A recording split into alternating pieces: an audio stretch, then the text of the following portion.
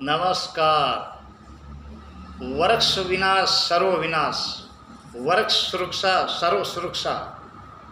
बिल्कुल जी हाँ, ये इसलिए मैं कह रहा हूँ कि ये आजकल ये बहुत ही ज़्यादा हो गया है कि वृक्षों का विनाश करने वाले लोग चंद अपने फ़ायदे के लिए लकड़ी काटना या सोलर प्लांट आदि को ये ज़मीनें देना और फिर वहाँ से वृक्ष काटना, खेजड़ी आदि काटना या जो भी वृक्ष है वो पूरा का पूरा काटना, और एक तरह से मतलब एक विनाश का ये कारण बनता जा रहा है कि वृक्षों की पूरी कटाई हो रही है और वापस ये वृक्ष लगाए नहीं जा रहे। ठीक इसी प्रकार वृक्षों के लिए मतलब क्या क्या नहीं किया लोगों ने। जैसे उदाहरण के तौर पे माँ अमृता देवी ने सैकड़ों वर्ष पहले, जो कि उस ज़माने में वो महिला पढ़ी लिखी भी नहीं थी, अनपढ़ थी, लेकिन उनकी सोच कितनी बड़ी थी कि वृक्षों के लिए आने वाला समय बहुत ही ज़्यादा महत्वपूर्ण रहेगा, और वृक्ष है तो मनुष्य का जीवन है और वृक्ष नहीं है तो मनुष्य का जीवन भी अधूरा है। इसलिए सैकड़ों वर्ष पहले उन्होंने अपनी खुद की बलि दी और उनके पीछे पीछे 363 जनों ने बलि दी थी उन वृक्षों के लिए। यानी कि वृक्षों को वो कितना महत्व देते थे कि अपने बच्चों की तरह महत्व देते थे।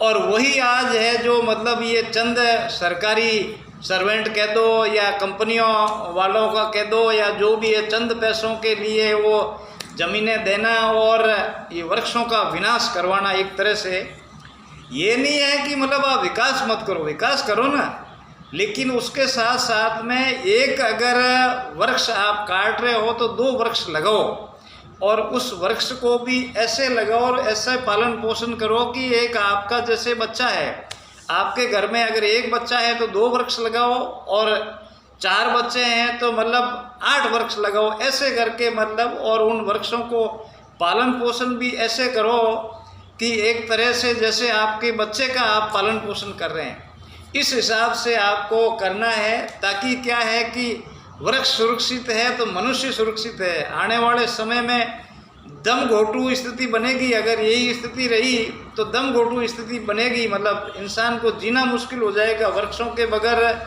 ये सोलर प्लांट वगैरह भले ही वो विकास के लिए अच्छी बात है और विकास करवाओ, कोई टेंशन नहीं है, लेकिन उसके साथ साथ में भी अगर आपने सपोज करो 50 बीघा ज़मीन में कोई प्लांट लगाया है या कुछ भी किया है और अगर 100 खेजड़ी या वृक्ष काटे हैं तो उस जगह आपको 200 लगाने हैं।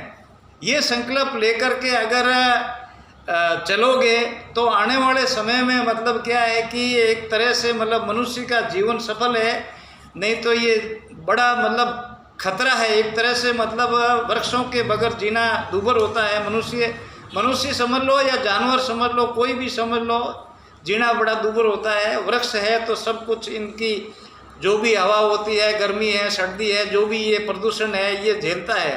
वृक्ष एक तरह से मतलब मनुष्य की और जानवर की सुरक्षा के लिए ये बहुत ही महत्वपूर्ण है। तो इसलिए क्या है कि आने वाले समय में वृक्षों के लिए कोई एक समाज का ठेका नहीं है कि इस समाज वो समाज ही वृक्षों की रक्षा करेगा या फलाने जीव जंतु की रक्षा करेगा।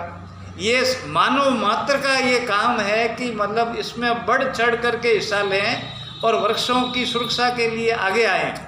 जैसे एक उदाहरण तौर पे युवा नेता रविंद्र सिंह भाटी जो वृक्षों के लिए संघर्ष कर रहे हैं, वो बहुत ही अच्छी पहल है। और जो राखी बांधना ये करना, तो एक तरह से वृक्ष को भी आप ये मान लो कि ये मेरा छोटा भाई है और इसको राखी बांधने हैं, तो इस प्रकार से आप देख लो कि वृक्ष लगाओ और अपने भाई को या बच्चे को कैसे पालन पोषण करते हैं, वैसे ही अगर आप पालन पोषण करके उसको वृक्ष को बड़ा करते हैं तो वो वृक्ष आप की सुरक्षा करेगा, इसमें कोई शक नहीं है। क्योंकि वृक्ष है तो मनुष्य का जीवन है, वृक्ष विना तो सर्वविनाश। वृक्ष सुरक्षित तो सर्व सुरक्षित, यानी मानव मात्र सुरक्षित है। इसलिए ज़्यादा से ज़्यादा वृक्ष लगाएं और आप इसकी सुरक्षा करें। उस जमाने में तो चलो एक माँ अमृता देवी ने शहीद मतलब अपना खुद का वो शरीर शहीद कर दिया था और उनके पीछे 63 शहीद हो गए। आपको तो शहीद होना ही नहीं है, आपको तो खाली वृक्ष लगाना है और उसकी देखभाल करनी है। तो ये उन जमानों में अगर ऐसी स्थिति थी, आज तो बहुत भयावह स्थिति है।